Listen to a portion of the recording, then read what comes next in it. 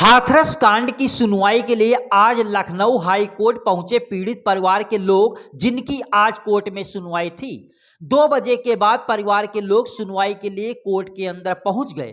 Court के करीब व कोर्ट के सामने पुलिस बल रहा तैनात। जो लगभग 2.5 घंटे तक चली सुनवाई के बाद जब पीड़ित पक्ष की वकील सीमा कुशवाहा कोर्ट के बाहर आई और मीडिया के सामने उन्होंने क्या कहा, सुनिए उन्हीं की जुबानी।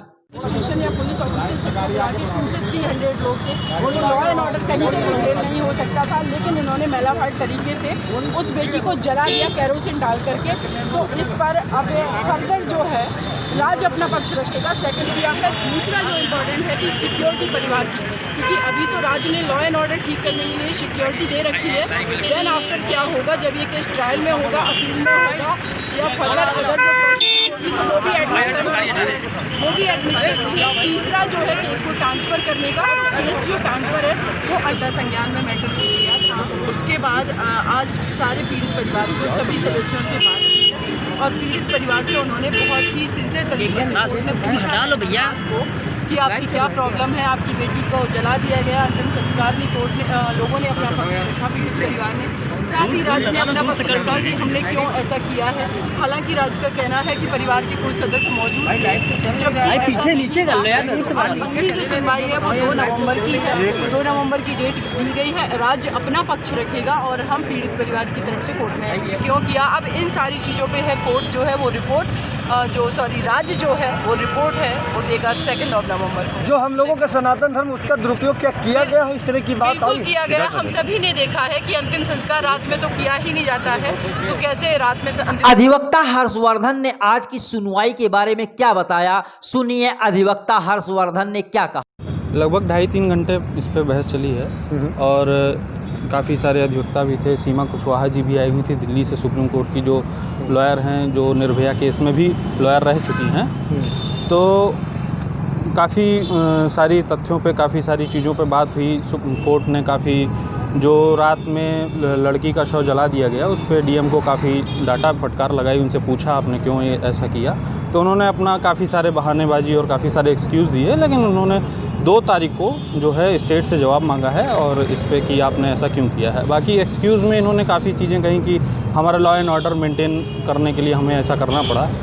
तो माननीय न्यायालय ने कहा कि आप लॉ एंड ऑर्डर मेंटेन करने के लिए आप किसी के फंडामेंटल राइट का आप हनन नहीं कर सकते हैं, किसी के मूल अधिकारों का आप, ह्यूमन राइट्स का आप हनन नहीं कर सकते हैं। और उस बेटी के ह्यूमन राइट्स का, उस बेटी के परिवार का ह्यूमन राइट्स का, जहाँ तक कि लॉ कहती है, हमारी जो माननीय उच्च न्यायालय जो खंडपीठ जसप्रीत सिंह और राजन रॉय साहब ने इसका संज्ञान लिया था, तो उसमें लिखवाया कि किसी की मृत्यु होने के बाद में भी उसकी जो शव होती है, उसकी जो शरीर होती है, वो भी एक प्राइवेट प्रॉपर्टी होती है और उसको आप इस तरह से किसी से छिपा के और किसी को ना दिखा के और जो है रातों रात आप दाह संस्कार, जो कि हिंदू रीति रिवाजों के खिलाफ भी है, नहीं कर सकते हैं। अच्छा, ये भी माना कि क्योंकि जब लड़की के साथ घटना हुई उसके बाद फिर वो हॉस्पिटल से आने के बाद या तमाम ड्यूरेशन था मरने में, तो जो ये बात आ रही थी कि ये इसके साथ इन्हें बयान देते हुए भी वायरल हुआ है, डीएम उसमें फटकार लगाते हुए भी वायरल हो रहे हैं और सारे इलेक्ट्रॉनिक फॉर्म में सुप्रीम कोर्ट ने माननीय उच्च न्यायालय हाई कोर्ट लखनऊ ने जो है मीडिया से और अलग अलग न्यूज़ चैनलों से सभी से ये मांग की कि जो है जितने भी आपने जिस भी बेसिस पे रिकॉर्डिंग या जितने भी बेसिस पे आपने रिपोर्टिंग की है, उन सभी को आप एक कम्पैक्ट डिस्क में या पेन ड्राइव में करके इलेक्ट्रॉनिक फॉर्म में आप एविडेंस के तौर पे दीजिए, उसको हम लोग कंसीडर करेंगे। अच्छा, आप सर अधिवक्ता हैं, जिस तरह से मीडिया जब वहाँ गई तो मीडिया को बहुत रोका गया, करीब 1 दिन 24 घंटे रोका गया। इस दरमियान अंदर परिवार ने आरोप लगाया था कि मुझे मीडिया से बात नहीं करने दी जा रही थी। ये तमाम चीज़ें, इस तरह की बातें कुछ लग रहा है कि यहाँ मतलब प्रशासन के तौर पर ये रखी जाएंगी आगे सुनवाई में, इस तरह की बातें।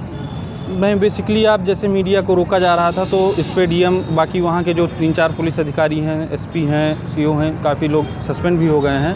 बाकी डीएम साहब अभी नहीं सस्पेंड हुए तो उन पर भी काफ़ी क्वेश्चन था, लेकिन आज तलब किए गए तो उनसे पूछा भी गया है और उन्होंने सिर्फ एक ही चीज़ दिया कि हम लॉ एंड ऑर्डर मेंटेनेंस के लिए कि और भी जो है दंगा ना भड़के या और चीज़ें ना हो और बवाल ना हो, विवाद ना हो, इन सब चीज़ों को रोकने के लिए जो हमें उचित लगा है, यही उन्होंने जवाब दिया कि हमें जो उस समय उचित लगा हमने यही किया है।